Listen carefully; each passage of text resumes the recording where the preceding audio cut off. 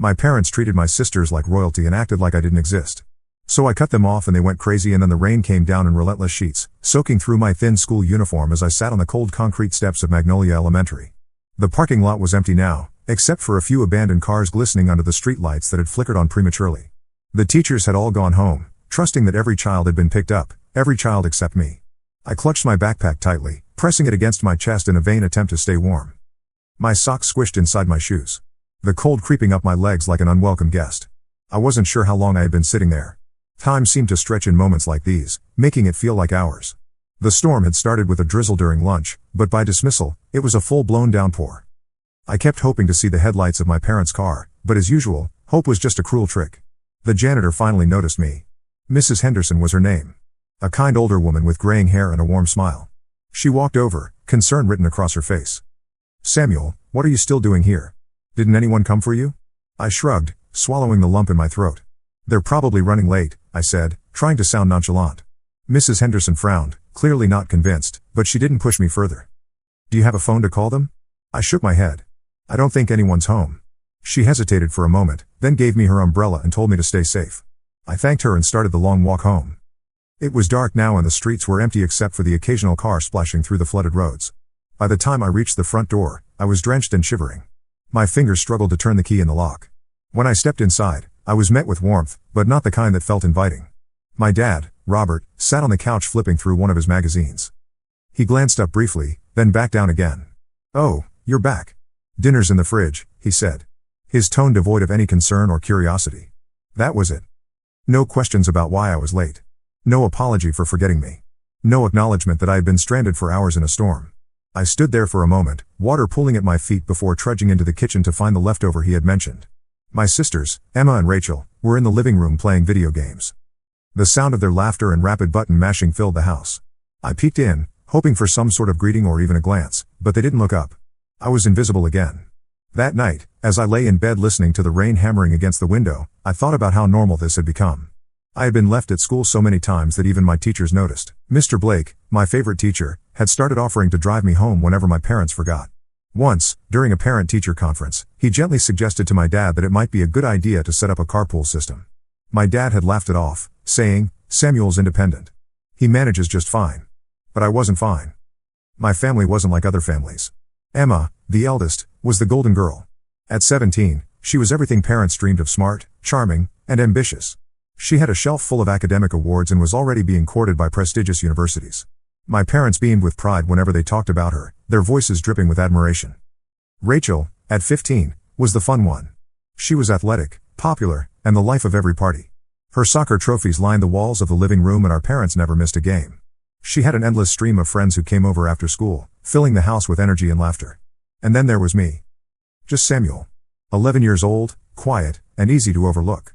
One of my earliest memories of feeling invisible was my 9th birthday. My dad had thrown a party, but it wasn't for me.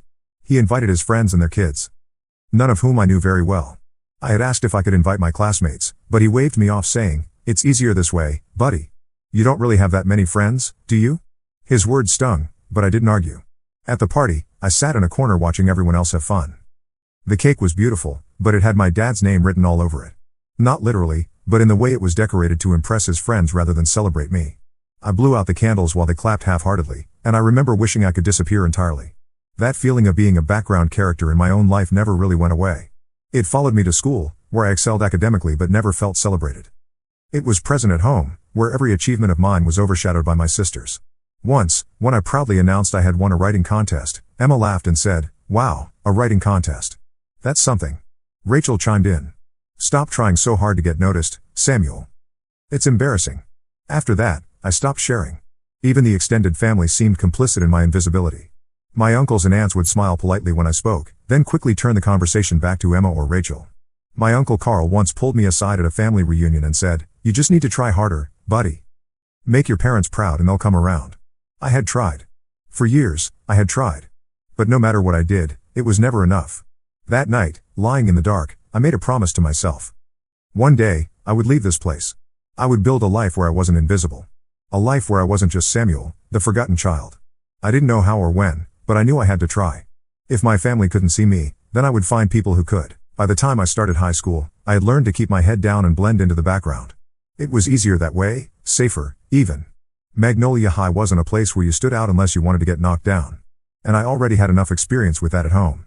I wasn't popular like Rachel or naturally brilliant like Emma, but I had my own kind of focus. I poured myself into my studies, staying late at the library to finish assignments or working on extra credit projects. If I couldn't make my family notice me, I could at least make a name for myself in the classroom. I wasn't just good at school. I was exceptional. By the time I was 16, I had a near-perfect GPA, joined the debate team, and even started a small tutoring program for younger students struggling with math. My teachers noticed, and for the first time, I felt seen. Mr. Blake, my English teacher, was especially supportive. "Samuel, you're a natural writer," he said one afternoon after class. "You have a way of capturing emotions that's beyond your years. Don't let anyone tell you otherwise." I clung to his words like a lifeline. It was the kind of encouragement I had never heard at home. At home, the routine hadn't changed much. Emma was still the golden child, now attending a prestigious university in another state, and Rachel was the local hero, dominating the soccer field and charming everyone in her orbit. My parents, Robert and Grace, lavished attention on them like it was their full-time job. Once, when I came home with a certificate for winning a regional essay competition, my dad barely glanced at it. "That's nice, Samuel," he said before turning back to the dinner he was preparing. "Did you know Rachel's team is one game away from making the state finals?" I nodded, my chest tight with disappointment. "Yeah." She mentioned it. "Oh, you should come to the game on Saturday," he added, as though it was an afterthought. Saturday came and went, and I spent it at home, writing another essay. No one noticed I wasn't there. It wasn't just the lack of attention. It was the dismissiveness that hurt the most. Emma visited home for Thanksgiving during my junior year, and the dinner conversation turned to college plans. I mentioned that I was considering applying to universities on the East Coast. "Why would you go so far away?" Emma asked, her tone dripping with skepticism. Before I could answer, Rachel chimed in, "Probably wants to reinvent himself. That's what people do when they've got nothing going for them." My mom laughed at Rachel's comment like it was the funniest thing she'd ever heard. I felt my cheeks burn, but I kept my mouth shut. Defending myself would only make things worse. Instead, I doubled down on my schoolwork. My grades were impeccable, and by my senior year, I had climbed to the top of my class. When I found out I was going to be valedictorian, I was thrilled but also terrified. Would my family even care? I tried to give them a chance. I sent out formal invitations to the graduation ceremony, slipping them into the pile of mail on the kitchen counter. Days turned into weeks, and I heard nothing. The night before graduation, I worked up the courage to ask my dad directly. "Did you see the invitation I left for you?"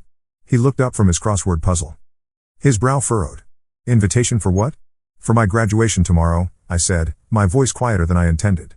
"Oh, that," he said, waving a hand dismissively. "We'll see if we can make it. Rachel has a soccer game in the afternoon, though, so it might be tight." Tight. That was his word for it. The next day, I stood at the podium delivering a speech I had worked on for weeks. I scanned the crowd of proud parents and excited families searching for familiar faces. Their seats were empty. After the ceremony, Mr. Blake found me in the hallway, tears welling in his eyes. "You did beautifully, Samuel," he said, pulling me into a hug. "You should be so proud of yourself." I smiled weakly, grateful for his support, but it didn't fill the hollow ache in my chest. Later that evening, I overheard my mom talking on the phone. "Rachel scored 2 goals today," she said proudly. "Oh, Samuel?" He had some school thing. Nothing big. That was it. That was all I was to them, a school thing. The summer before college was a blur of preparation and anxiety. I knew that if I wanted to succeed, I'd have to do it on my own. My parents' wealth could have covered my tuition, but they didn't offer a dime. Emma got a brand new car when she graduated. Rachel's dorm fees and expenses were covered without a second thought. For me, there was nothing. I applied for scholarships and took out loans, spending every spare moment working part-time at a diner to save up for textbooks and supplies. My boss, a no-nonsense man named Dan, took a liking to me and started giving me extra shifts. "You've got a good head on your shoulders, Samuel," he said one evening as we closed up. "Don't let anyone hold you back." His words meant more to me than he probably realized. When the day finally came to leave for college, I packed up my belongings into a single suitcase. No one came to see me off. As I sat on the bus, watching the familiar streets of my hometown fade into the distance, I felt a mix of fear and relief. For the first time, I was free. Free to build a life where I wasn't just Samuel, the overlooked little brother or the forgotten son.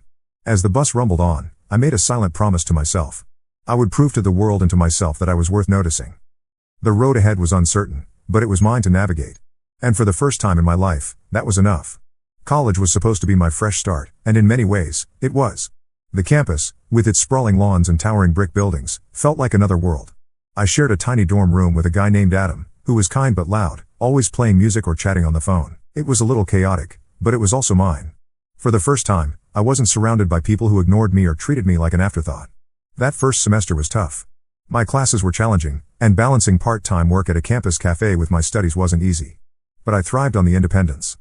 Every essay I submitted and every shift I completed was a small victory, a reminder that I could survive on my own.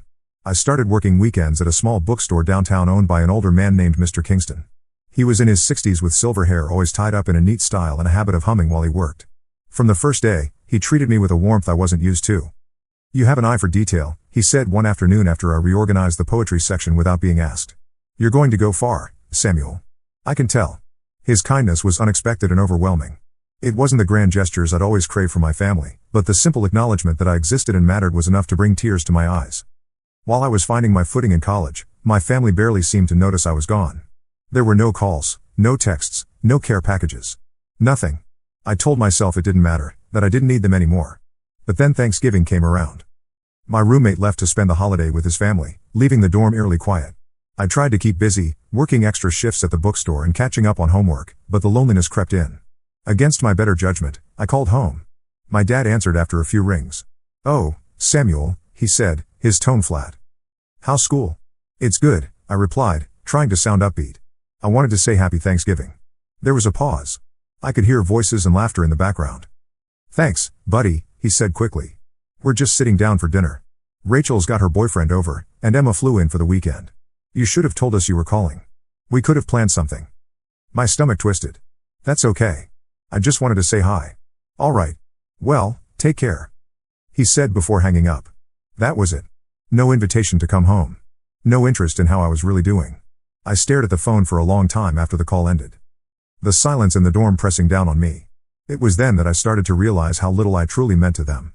A month later, during winter break, I made the mistake of visiting home. The moment I walked through the door, I overheard my mom talking to a neighbor. "Only 2 kids, you're lucky. 3's a handful." My mom laughed. "Nah. It's just the girls now. Samuel's off doing his own thing. Keeps us plenty busy." My heart sank. It wasn't a slip of the tongue or a misunderstanding.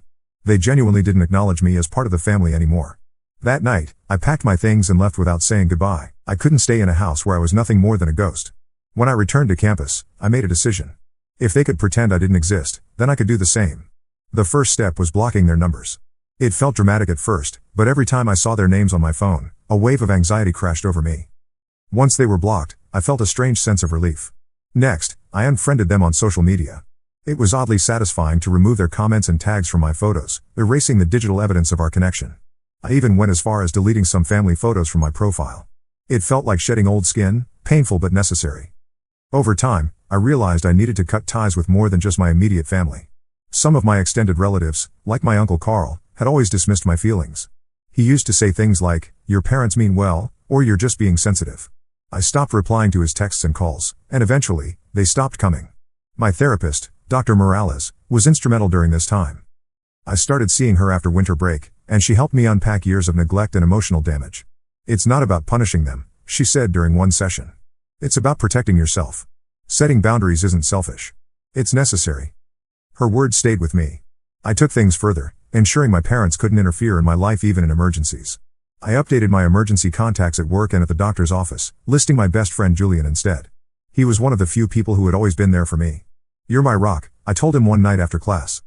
"And you're mine," he replied without hesitation. Julian became my chosen family, the brother I never had. We spent holidays together, cooking cheap meals in his tiny apartment and laughing over silly movies. It wasn't traditional, but it was warm and real. As I built this new life, I started to feel a sense of freedom I had never known. Living without the weight of my family's indifference was liberating. But of course, it wasn't that simple. My parents started sending passive-aggressive messages through mutual acquaintances, accusing me of being distant and ungrateful. "I'm too busy for drama," I told Julian one day, showing him a text from my Uncle Carl about how my parents were heartbroken. "You don't owe them anything," Julian reminded me. He was right. For the first time, I was choosing myself. That spring, I celebrated a major milestone. I got my first promotion at the bookstore. Mr. Kingston even threw me a little party, complete with cake and balloons. "You're going to do great things, Samuel," he said, handing me a small gift, a beautiful leather-bound journal. That night, as I wrote my thoughts in the journal for the first time, I realized I was finally starting to heal. The road wasn't easy, and there were moments when the guilt crept back in, but I kept moving forward. For the first time, I felt like I was in control of my own life. And I wasn't going to let anyone take that away from me.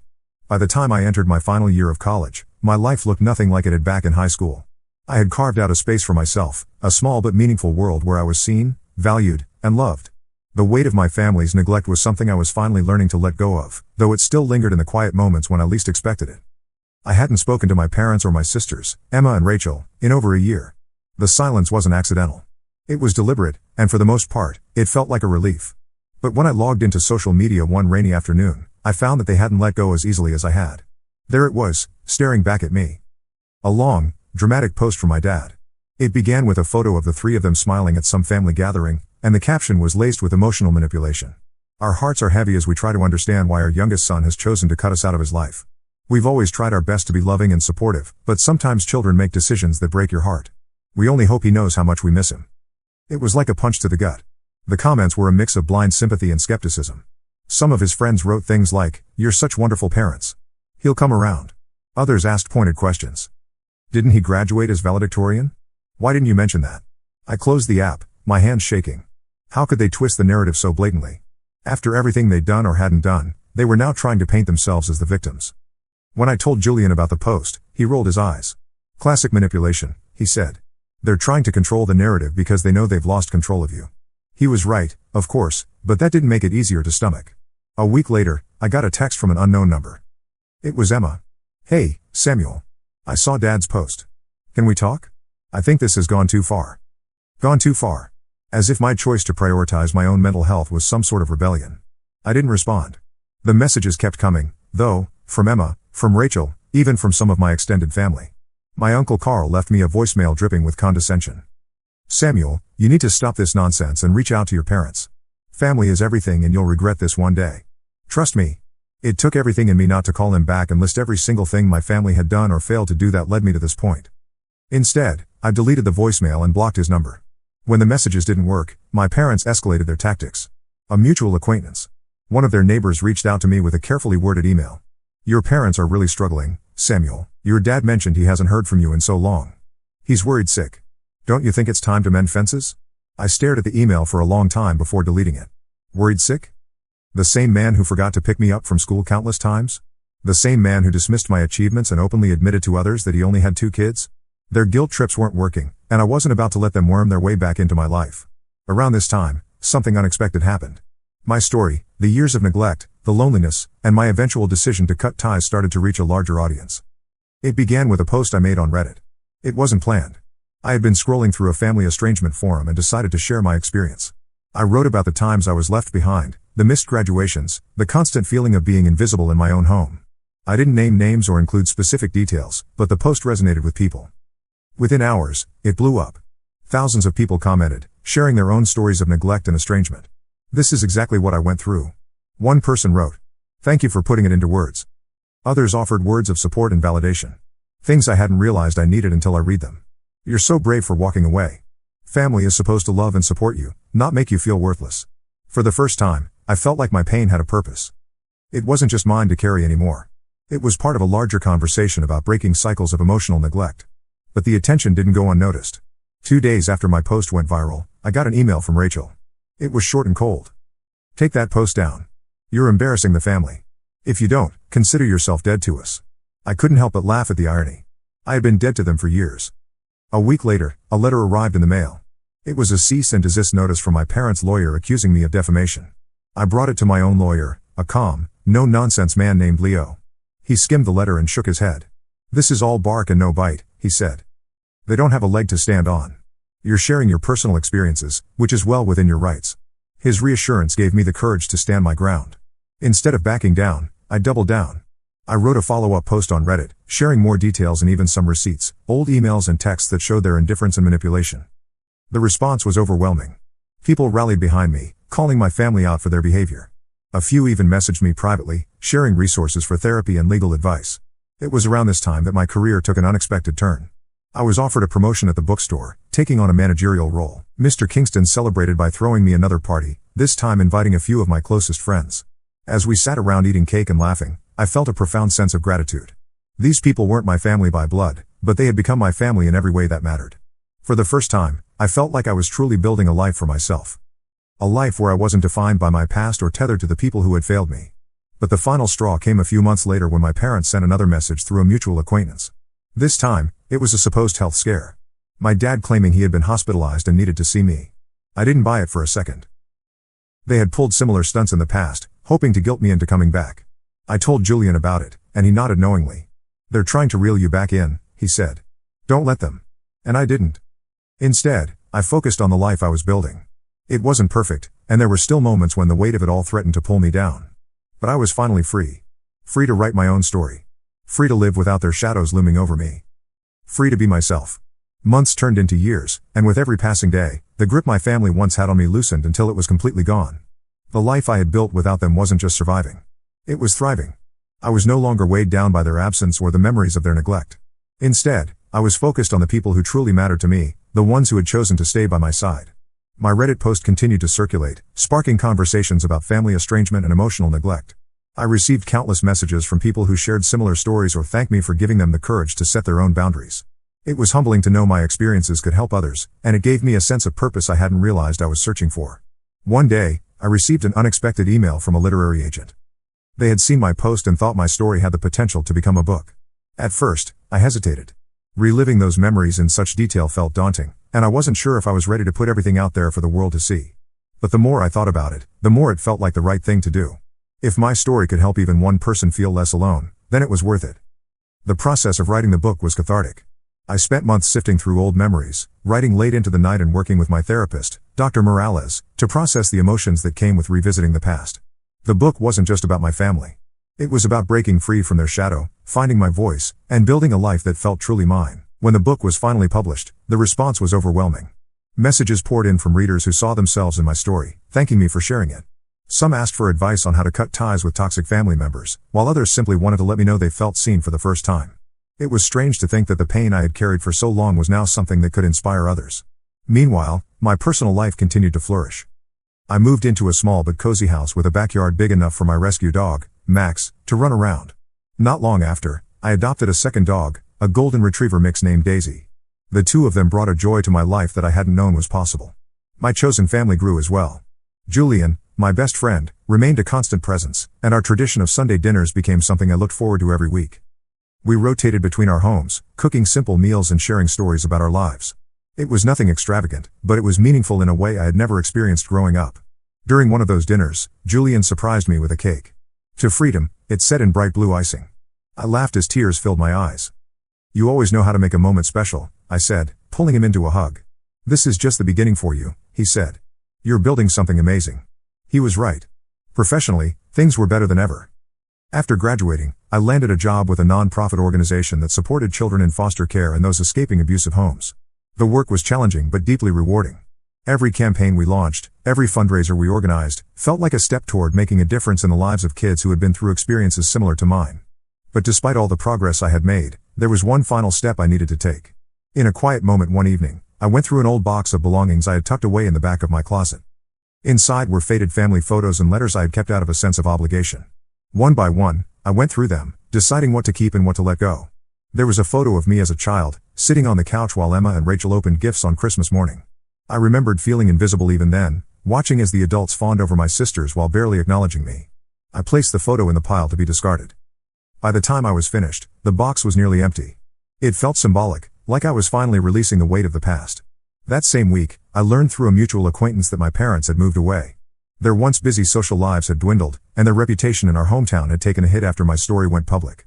It was strange to think of them as distant figures, fading into obscurity, but I felt no urge to investigate further. One last attempt came in the form of a handwritten letter from my father. It was forwarded to me through an old address and arrived on a rainy afternoon. The letter was filled with vague regrets, empty phrases about misunderstandings, and a plea for reconciliation. "We miss you, Samuel," he wrote. "Please come home." It wasn't an apology. It was a plea for me to fit back into their version of reality where they had done nothing wrong. I didn't respond. Instead, I took the letter to my backyard fire pit, lit a match, and watched it burn. The flames consumed the paper. And as the ashes drifted into the air, I felt a sense of closure I hadn't known I needed. To celebrate how far I'd come, I hosted a dinner at my house, inviting my closest friends. The room was filled with laughter, the clinking of glasses, and the warm glow of candlelight. As the evening wound down, I looked around at the people who had become my family. Julian, with his endless kindness and unwavering support. My coworkers, who celebrated every success with genuine pride. Max and Daisy, curled up on the floor, their tails wagging lazily. This was my life now. Not perfect, but mine. In the weeks that followed, I focused on the future. My work at the nonprofit continued to grow, and I even started a small side project, a mentorship program for young adults who were navigating life after estrangement. It was my way of giving back, of turning my pain into something meaningful. When I shared an update on Reddit about how far I'd come, the response was overwhelming. Thousands of people left comments celebrating my progress, sharing their own stories, and offering words of encouragement. "You've come so far, Samuel," one person wrote. "Thank you for showing us that it's possible to break free." As I sat in my living room that evening, watching Max and Daisy play in the yard, I felt a sense of peace I had never known. This was my new chapter. My life, free from the shadows of the past. For the first time, I wasn't just surviving, I was truly living. And I was ready for whatever came next.